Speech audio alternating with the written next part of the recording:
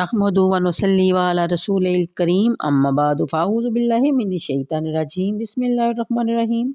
अस्सलामु अलैकुम व रहमतुल्लाहि व बरकातुहू।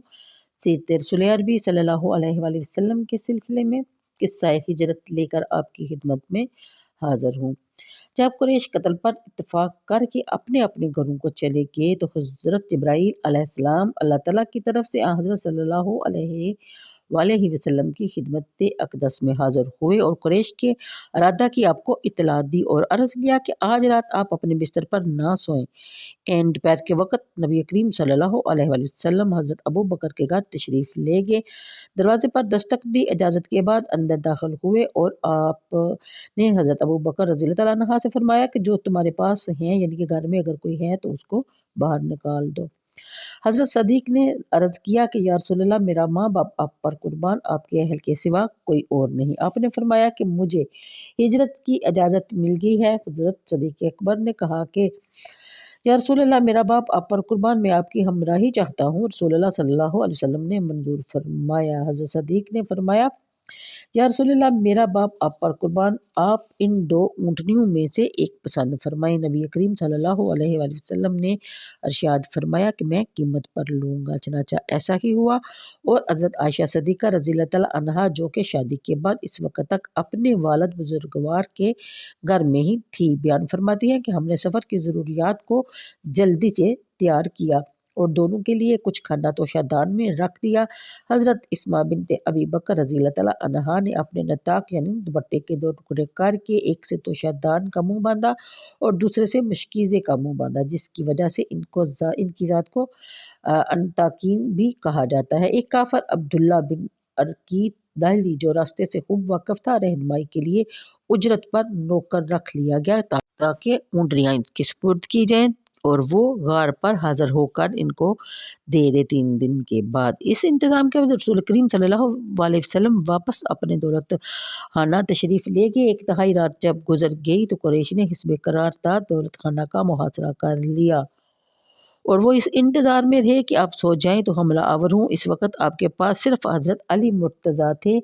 कुरैश को अगरचे रसूल करीम सल्लल्लाहु अलैहि वसल्लम से सख्त अदावत थी, मगर आपकी अमानत और दियानत पर इन्हें इस कदर इत्मीनान था कि उनके पास जो भी माले असबाब होता वह सब नबी करीम सल्लल्लाहु अलैहि वसल्लम के पास अमानतन रखवा देते। चनाचा अब भी आप सल्लल्लाहु अलैहि वसल्लम के पास कुछ अमानतें थी, इसलिए आपने हज़रत अली से फरमाया कि तुम मेरी सब्ज़ चादर ओढ़ कर मेरे बिस्तर पर सो जाओ और सुबह अमानतें वापस करके मेरे पास चले आना। फिर नबी पाक सल्लल्लाहु अलैहि वसल्लम ने एक मुट्ठी खाक की ली और सूरह यासीन शरीफ की आयत पढ़ते हुए यानी कि फ़हुम ला युबसरून तक पढ़ते हुए कफ़ार पर फेंक दी और इस मजमा में से बचकर साफ निकल गए, किसी ने आपको ना पहचाना। एक मुखबर ने जो इस मजमा में ना था इनको खबर दी कि नबी करीम सल्लल्लाहु अलैहि वसल्लम आपके सरों में हाथ उड़ाते हुए चले भी गए। उन्होंने जब अपने सरों पर हाथ लगाया तो वाकई उनके सर में खाक पाई गई, मगर हज़रत अली को सब्ज़ चादर ओढ़े हुए सोते देखकर ख्याल किया कि रसूलुल्लाह सल्लल्लाहु अलैहि वसल्लम अभी सो रहे हैं। जब सुबह को हज़रत अली बेदार हुए तो वो कहने लगे कि इस मुखबर ने सच कहा था। हज़रत सल्लल्लाहु अलैहि वसल्लम ने अपने दौलत खाना से निकल कर हज़रत अबू बकर सदीक के घर तशरीफ़ ले गए। रास्ता में बाज़ार हज़वरा में जो बाद में मस्जिद हराम में शामिल कर लिया गया, ठहर कर यूँ खिताब फरमाया, बतहाए मक्का तू पकीज़ा शहर है और मेरे नज़दीक कैसा अजीज़ है। अगर मेरी कौम मुझे तुझसे ना निकालती तो मैं तेरे सिवा किसी और जगह सुकूनत पजीर ना होता। इस रात आप हज़रत अबू बकर को साथ लेकर घर के अक़ब में एक दरीचा से निकले और कोहिसूर के गार पर पहुँचे। रसूल अकरम सल्लल्लाहु अलैहि वसल्लम ने चाहा कि गार में दाखिल हूँ, मगर सदीक़ अकबर ने अर्ज़ किया कि आप अंदर दाखिल ना हूँ, मैं पहले इसका जायज़ा ले लूँ। इस ख्याल से हज़रत सदीक़ अकबर पहले दाखिल हुए, गार में झाड़ू दी, इसकी एक तरफ में कुछ सुराख पाए, अपना शलवार फाड़ कर इसको बंद किया, मगर 2 सुराख बाकी रह गए, इनमें से अपने दोनों पाँव डाल दिए। फिर अर्ज़ किया कि अब तशरीफ़ ले आइए। आप अंदर दाखिल हुए और सर मुबारक हज़रत सदीक़ अकबर की गोद में रख कर सो गए। एक सुराख से किसी चीज़ ने हज़रत सदीक़ को काटा, मगर वो अपनी जगह से ना हिले कि मबादा रसूल करीम सल्लल्लाहु अलैहि वसल्लम जाग उठेंगे। हज़रत सदीक़ के आंसू جو آپ کے چہرے مبارک پر گرے تو فرمایا اے ابو بکر تجھے کیا ہوا؟ عرض کی کہ میرے ماں باپ آپ پر فدا، مجھے کسی چیز نے کاٹ لیا۔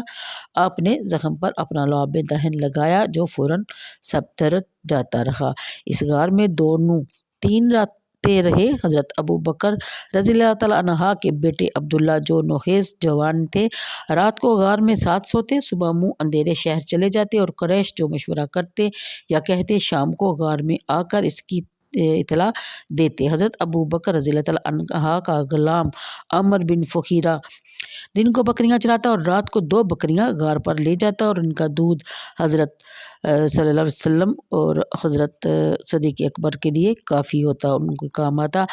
عمر منہ اندھیرے بکریوں کو عبداللہ کے نقش پا پر ہانک کر لے جاتا تاکہ نقش مٹ جائے۔ جب حضرت صلی اللہ علیہ وسلم رات کو اپنے دولت خانہ سے نکل آئے تو صبح کو غفار نے حضرت علی سے پوچھا کہ تیرا یار کہاں گیا ہے؟ آپ نے فرمایا مجھے معلوم نہیں، اس لیے پائے مبارک کے نشان کے ذریعے سے انہوں نے حضرت کا تعاقب کیا۔ جب وہ کوئی سور کے پاس پہنچے تو پائے مبارک کا نشان ان پر مشتبہ ہو گیا۔ وہ پہاڑ پر چڑھ گئے اور غار کے دہانہ پر پہنچ گئے، مگر غار پر اس وقت خدائی پہرا لگا ہوا تھا۔ دہانہ پر مکڑی نے جالا تانا ہوا تھا اور کنارے پر کبوتری نے انڈے دے رکھے تھے۔ یہ دیکھ کر وہ کہنے لگے کہ اگر حضرت صلی اللہ علیہ وسلم اس میں داخل ہوتے تو مکڑی کا جالا ٹوٹ جاتا اور کبوتری کے انڈے بھی یہاں موجود نہ ہوتے۔ اس حال میں آہٹ پا کر حضرت ابو بکر صدیق نے عرض کیا کہ یا رسول اللہ، اگر ان میں سے کسی کی نظر آپ نے قدم پر پڑ جائے تو ہمیں دیکھ لے گا۔ آپ نے فرمایا غم نہ کرو، خدا ہمارے ساتھ ہے۔ تو آج کے لیے اتنا ہی، مجھے دیجیے اجازت، دعاؤں میں یاد رکھیے گا۔